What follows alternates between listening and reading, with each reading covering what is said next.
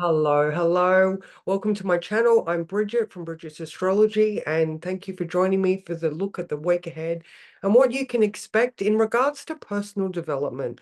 I use astrology as a tool so to help you get through life. We're all doing the work as such.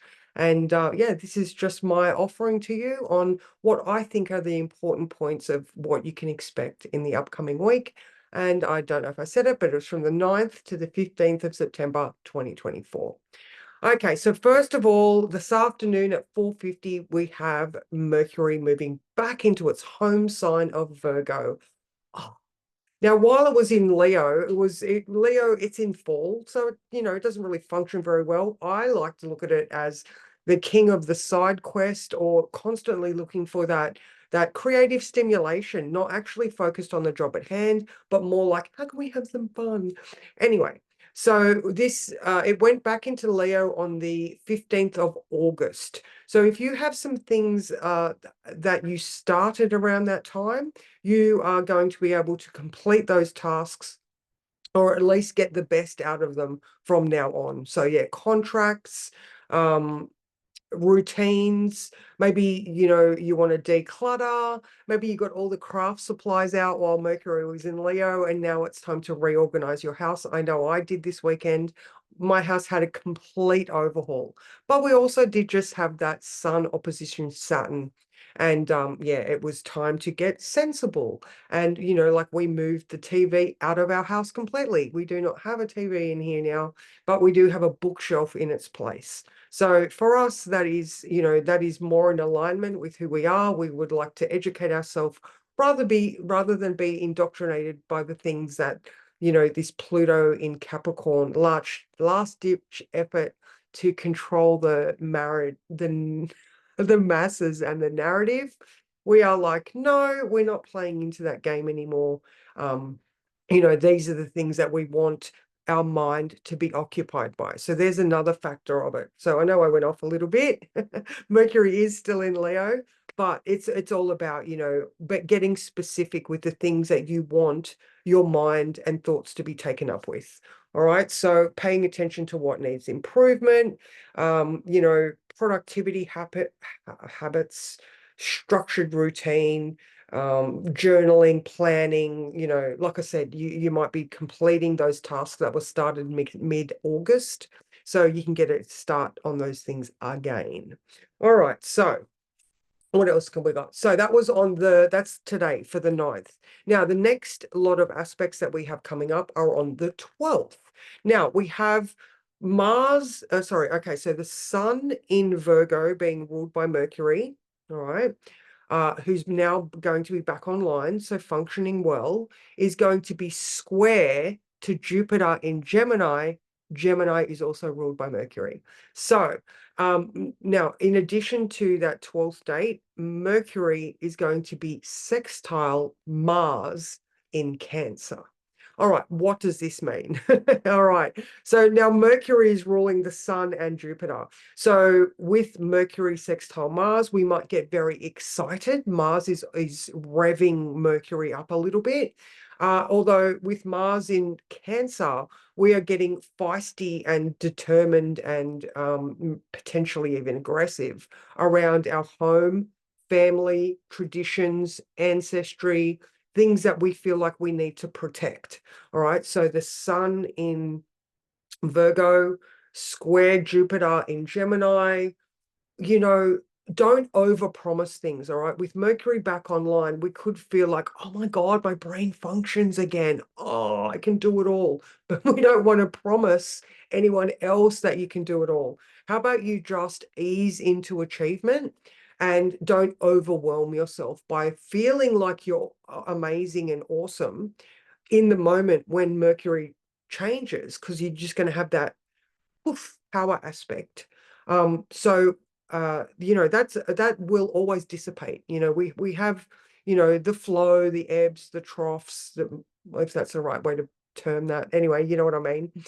So yeah, try not to overpromise on that 12th. So that is Monday 9, Tuesday 10, Thursday, sorry. So yeah, by Thursday, don't overpromise that you are going to deliver something and run out of steam. Basically, don't overpromise because you might run out of steam. Remembering, even just that analogy, Mars is in Cancer, Mars is in a water place. So if you know, have that excited water boiling, and you might just run out of water, run out of steam. All right. So that was the Mercury and the Sun square Jupiter. All right. So the next one that I'm looking at is the 15th. All right. So on the 15th, we have the Sun in conjunct Chiron. All right. I love the in conjunct aspect in regards to personal development because it's all about what adjustments you are making according to what the planets are offering you. All right, so the Sun in Virgo allows us to analyze, look at the data. You know, it's I'm so sorry, words. It's tending towards healthcare and self-analysis, daily habits, routines, self-care, service to yourself and others. All right. So that's the Sun in Virgo.